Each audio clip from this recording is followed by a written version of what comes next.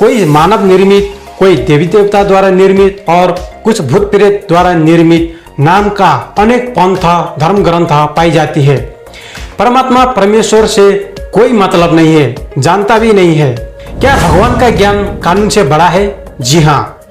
यदि वास्तव में कोई शिक्षा भगवान की है तो संविधान कानून से तुलना करना ही भगवान धर्म ग्रंथ का अपमान है।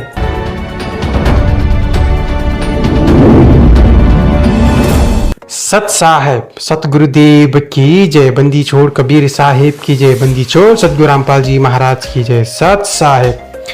नमस्कार दोस्तों, वेलकम बैक। दोस्तों, आज हम एक ऐसे विषय पर चर्चा करेंगे जिस पर सोशल मीडिया में अक्सर बहस होती आ रही है। लोग पूछते हैं धर्म बड़ा है या देश, धर्म बड़ा है या कानून। ये प्रश्न सुनने में जितना सरल लगता है उतना ही गहरा और संवेदनशील भी है और बहुत इंटरेस्टिंग भी है। इसका उत्तर केवल भावनाओं से नहीं बल्कि विवेक, न्याय और वास्तविकता के आधार पर समझना चाहिए। सबसे पहले एक बात स्पष्ट कर दें, यहाँ धर्म शब्द का अर्थ किसी विशेष धर्म, जाति, समुदाय या पंथ का अपमान करना नहीं है। यहाँ चर्चा उस स्थिति की है जब किसी धार्मिक परंपराएं, रीति रिवाज या किसी धर्म ग्रंथ की किसी व्याख्या का टकराव किसी देश के संविधान और कानून से हो जाता है। अब आइए सबसे पहले चार महत्वपूर्ण शब्दों को छोटकरी में समझते हैं। भगवान, धर्म ग्रंथ, देश और कानून। भगवान कौन है? भगवान, ईश्वर, गॉड या अल्लाह, आप उन्हें जिन भी नाम से पुकारे, वह इस संपूर्ण सृष्टि ब्रह्मांड के रचयिता है, पालन करता है और न्याय करने वाला परम सत्ता है। यदि भगवान वास्तव में सर्वज्ञ और शक्तिमान है तो उनका दिया हुआ ज्ञान भी सत्य, सुंदर, मधुर, न्यायपूर्ण, करुणामय और कल्याणकारी होगा। भगवान का ज्ञान मनुष्य को सत्य, दया, प्रेम, क्षमा, सेवा, संयम और सदाचार की शिक्षा देता है। ऐसा ज्ञान कभी भी मानवता के विरुद्ध नहीं हो सकता। वह किसी एक देश या सीमा के नहीं है, वे अनंत ब्रह्मांड का स्वामी है और उनके बनाए नियम अटल है। उस परमात्मा को समझना, दर्शन करना बहुत दुर्लभ हो गया है क्योंकि हमारे धर्म गुरु लोग ने धर्म ग्रंथ ना समझकर हम सबको मंदिर, मूर्ति, मस्जिद, चर्च, गुम्बा पूजा में लगा दिया है। भगवान हमारे उद्धार करने के लिए हमारे आसपास भटकते हैं, हमको उल्टे ज्ञान दिया है, परमात्मा को समझते ही नहीं है, उल्टा हम विरोध करते हैं। धर्म ग्रंथ क्या है? धर्म ग्रंथ परमात्मा परमेश्वर द्वारा दिया गया साक्षात वाणी है और धर्म ग्रंथ का उद्देश्य मनुष्य को आध्यात्मिक ज्ञान देना, ईश्वर से जोड़ना और अच्छे बुरे का विवेक सिखाना है। हत्या, हिंसा ना करे, मांस ना खाए, चोरी, लूटपाट, ठगी, असुली ना करे और बदला का भावना तो बिल्कुल ना रखे। धर्म ग्रंथ का मूल उद्देश्य मोक्ष, भक्ति मार्ग, करुणा का है। लेकिन एक महत्वपूर्ण बात यह भी है कि आज संसार में कोई मानव निर्मित, कोई देवी देवता द्वारा निर्मित और कुछ भूत प्रेत द्वारा निर्मित नाम का अनेक पंथ धर्म ग्रंथ पाई जाती है। परमात्मा परमेश्वर से कोई मतलब नहीं है, जानता भी नहीं है। कहीं भगवान प्रत्यक्ष है तो कहीं गुप्त है, कहीं बहुत विवादित भी है। हर किताब में अलग अलग ज्ञान मिलते हैं। ऐसा उग्र शब्द से भरा हुआ किताब भी मिलते हैं। आत्मीय लोग उसको पढ़कर उसी को अच्छा लगने लगता है, उसी को धर्म ग्रंथ पवित्र मानने लगा है बिना समझे। हमारे आसपास मुझे ऐसा किताब भी मिला है जिसको धर्म ग्रंथ बोलते हैं। उस किताब को मैंने पढ़ा तो मेरा दिमाग खराब हो गया है। उस किताब में हत्या, हिंसा, चोरी, लूटपाट, फिरौती, टैक्स, कब्जा, बलात्कार, प्रेम में फंसाना, ये सब छूट है, सही है, कोई प्रॉब्लम ही नहीं है। जितना धोखाधड़ी, छल कपट कर सके करो, ये सब उन लोगों के लिए सामान्य हो गए हैं। दोस्तों, कैसा होगा वह परमात्मा का वाणी? क्या आपने कभी सुना है? सुना तो है लेकिन नहीं पहचाना। मैं आपको एक वाणी सुनाता हूँ, उसका अर्थ एक वीडियो दिखाता हूँ। गुरु गोविंद दोनों खड़े किसके लागू पाए, बलिहारी गुरु आपने गोविंद दियो मिलाए। दोस्तों, ये तो एक वाणी मैंने आपको दिखाया है। हमारे गुरुजी ने ऐसा ऐसा वाणी से भरा एक किताब बनाया है, भक्ति बोध। उस किताब में ऐसा ऐसा वाणी हजारों में है और उसका अर्थ भी ऐसा ही बहुत गहरा, मधुर और मीठा है, जो आत्मा को आनंद मिलता है।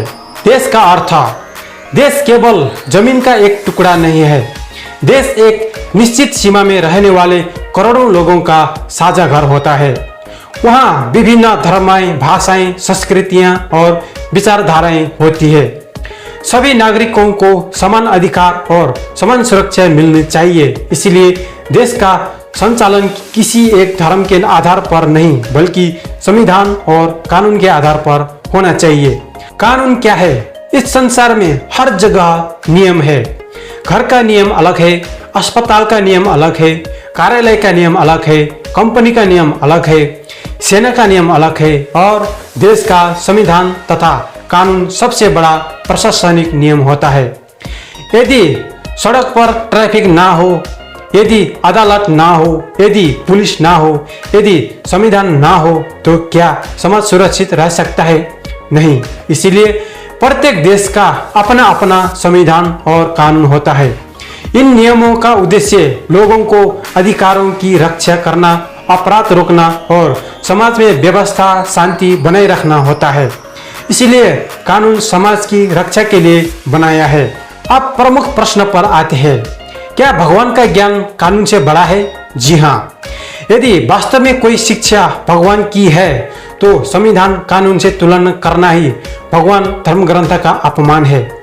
परमात्मा का धर्म ग्रंथ में ऐसा ज्ञान होगा उसमें कि खुद भगवान का और परलोक, सत्यलोक, स्वर्ग, नरक, इस दुनिया की और हमारा यथार्थ जीवनी, कष्ट, संघर्ष, यात्रा, खान पान, भक्ति मार्ग आदि जो हमको भक्ति मार्ग में जरूरत है, वह सब असली धर्म ग्रंथ में मिलना चाहिए और होता है। अब आते हैं सबसे दिलचस्प बिंदु पर। जैसा कि हमारे समाज में अक्सर चर्चा होती है, क्या परमात्मा का ज्ञान संविधान से फिट हो सकता है? इसको बहुत ध्यान से समझिएगा। जो सच्चा ईश्वरीय ज्ञान है, जैसा दया, करुणा, सत्य, अहिंसा, न्याय और समानता, यह बेहद पवित्र, सरल और शाश्वत इंटरनल होता है। यह ज्ञान किसी देश के संविधान से बहुत ऊपर है। एक सच्चा धर्म ग्रंथ संविधान के अंदर फिट हो सकता है, लेकिन संविधान धर्म ग्रंथ के अंदर फिट नहीं हो सकता। धर्म ग्रंथ को किसी भी संविधान का जरूरत नहीं है, परंतु संविधान को धर्म ग्रंथ का जरूरत पड़ता है, क्योंकि देश का संविधान तो केवल इंसानी व्यवहार को नियंत्रित करता है, लेकिन परमात्मा का ज्ञान मनुष्य की आत्मा को शुद्ध करता है। और जो आत्मा सतलोक से बिछड़ा है, मिलने का तड़प है और ज्ञान का भूख प्यास है, भगवान का ज्ञान तृप्त करने वाला आहार है। इसलिए परमात्मा का जो वास्तविक ज्ञान है, वह किसी भी देश के संविधान में पूरी तरह फिट हो सकता है।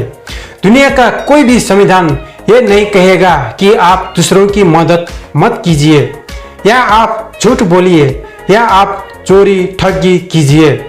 हर अच्छा संविधान परमात्मा के इसी मूल ज्ञान, कोर वैल्यू पर आधारित होता है। धर्म ग्रंथ अपने आप में इतना परफेक्ट और सुंदर, मधुर है। वह सत्य, न्याय, दया और मानवता पर आधारित होता है, तो उसमें और अच्छे संविधान में कोई विरोध नहीं होगा। यदि वास्तव में कोई शिक्षा भगवान की है, तो वह कभी भी न्यायपूर्ण कानून के विरुद्ध भी नहीं होगी, क्योंकि भगवान का उद्देश्य भी मानव कल्याण है और अच्छे कानून का उद्देश्य भी मानव कल्याण है। इसीलिए दोनों में वास्तविक विरोध नहीं होना चाहिए। यदि भगवान के सत्य ज्ञान की बात करें, तो सत्य सर्वोच्च है। सच्चा धर्म वह है जो मनुष्य को बेहतर बनाए। सच्चा धर्म वह है जो समाज में शांति, भाईचारा लाए। सच्चा आध्यात्मिक ज्ञान कभी भी हत्या, लूट, फिरौती, अन्याय, अत्याचार, घृणा या निर्दोष लोगों को नुकसान पहुंचाने की शिक्षा नहीं देगा। अर्थात वास्तविक ईश्वरीय ज्ञान और न्यायपूर्ण कानून एक दूसरे के विरोध नहीं, बल्कि एक दूसरे का पूरक होते हैं। फिर भी इसका यह अर्थ नहीं है कि भक्तों को संविधान की आवश्यकता नहीं है। जो व्यक्ति सच्चे भगवान और धर्म ग्रंथों की शिक्षाओं का पालन करते हैं उसे संविधान क्या सिखाएगा। फिर भी किसी भी देश का संविधान गलत नहीं है, बुरे कर्म करने नहीं सिखाता।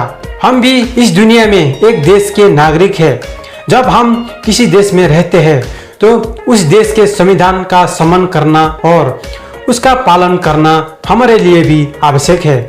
फिर लोग क्यों कहते हैं कि कानून धर्म से बड़ा है? इसका कारण व्यवहारिक जीवन है। आज दुनिया में हजारों पंथ और मनमानी धार्मिक परंपराएं हैं। कुछ स्थान पर ऐसी शर्मनाक मान्यताएं, प्रथाएं, किताब समाज में देखने को मिलते हैं जिन्हें आधुनिक सभ्य समाज में स्वीकार ही नहीं कर सकता। कहीं महिलाओं के अधिकारों का उल्लंघन होता है, कहीं बच्चों के साथ अन्याय होता है, ठगी, कब्जा, टैक्स भी सही मानते हैं, कहीं हत्या, हिंसा को उचित ठहराया जाता है तो कहीं अंधविश्वास के कारण लोगों का शोषण किया जाता है।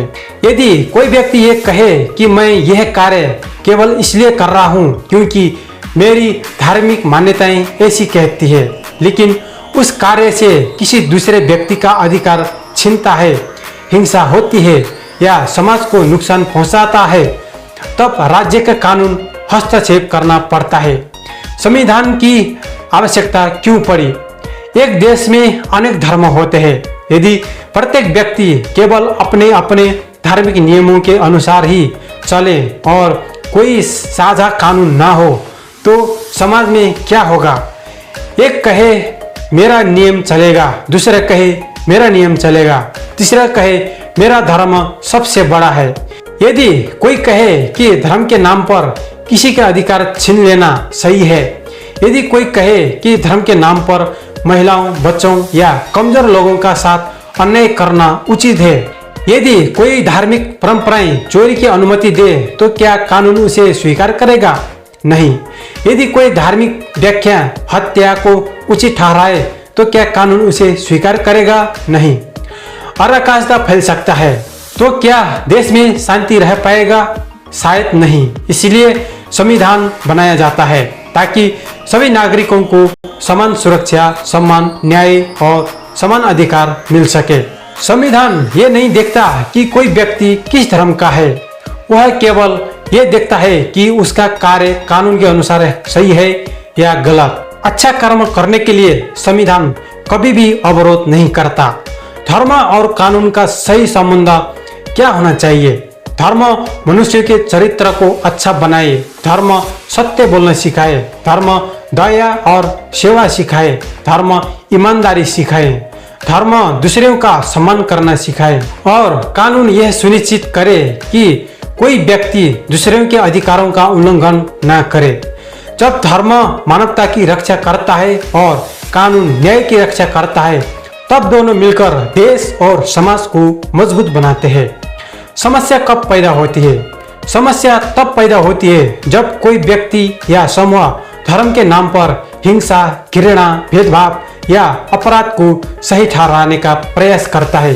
यदि कोई कहे कि धर्म के नाम पर किसी निर्दोष की हत्या की जा सकती है, अन्य जाति को खत्म किया जा सकता है या किसी दूसरे समुदाय से घृणा करना उचित है। एक अच्छा नागरिक वो है जो अपने धर्म का सम्मान करे और साथ ही अपने देश के कानून का भी पालन करे।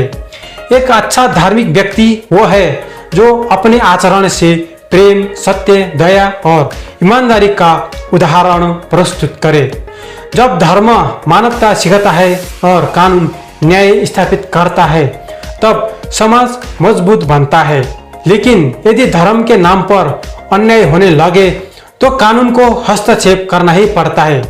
तो ऐसे कार्यों को रोकना कानून का कर्तव्य बनता है। सच्चा धर्म कभी भी कानून तोड़ना नहीं सिखाता और न्यायपूर्ण कानून कभी भी सच्चे मानवता का विरोध नहीं करता। जब दोनों का मूल उद्देश्य मानव कल्याण हो तभी समाज सुरक्षित, सभ्य और समृद्ध बनता है। इस स्थिति में कानून किसी धर्म का विरोध नहीं कर रहा होता बल्कि नागरिकों के अधिकारों और सामाजिक व्यवस्था की रक्षा कर रहा होता है। क्या इसका अर्थ धर्म छोटा हो गया है? यदि धर्म का अर्थ भगवान का शुद्ध ज्ञान, सत्य, प्रेम, दया और मानवता है तो वह कभी भी छोटा नहीं हो सकता। लेकिन यदि धर्म के नाम पर ऐसी परंपराएं, रीति रिवाज व व्याख्याएं सामने आती है जो मानव शर्मसार हो जाता है और अधिकारों, न्याय और संविधान के विरुद्ध जाती है तो उन कार्यों को कानून रोकता है। ऐसे परंपराएं, रीति रिवाज जो साधारण इंसान भी नहीं करते, वह लोग धर्म के नाम में बहुत उमंग से सारे खोटे कर्म कर लेते हैं। इसलिए संविधान भी फोर्स लगा के उनको रोकता है। खुद को भी अच्छा नहीं लगता, सुनने में, देखने में, करने में ही बहुत गंदा है। यदि कोई व्यक्ति प्रार्थना करता है, उपवास रखता है, दान देता है, सेवा करता है, सत्य बोलता है और अपने धर्म का शांतिपूर्वक पालन करता है तो कानून को उससे कोई समस्या नहीं होता। समस्या तब होती है जब किसी धार्मिक कार्य के कारण किसी दूसरे व्यक्ति के अधिकार पर प्रभावित होने लगता है। हमारा कर्तव्य क्या होना चाहिए?